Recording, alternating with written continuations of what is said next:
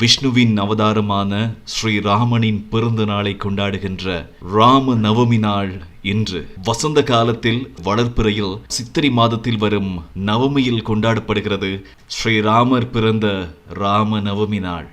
உலகத்தில் உள்ள ஆலயங்கள், விஷ்ணு ஆலயங்களில் ராமநவமி சிறப்பான பூஜைகள் இடம்பெற்று வருகின்றன. ஸ்ரீராமரின் ஜென்ம பூமி என்று அழைக்கப்படுகின்ற அயோத்தியில் புதிதாக கட்டப்பட்டிருக்கும் அயோத்தி ராமன் ஆலயத்திலே ராம நவமி சிறப்பு பூஜைகள் இடம்பெறுவது இங்கு வரலாற்றிலே சிறப்பானதாகும்.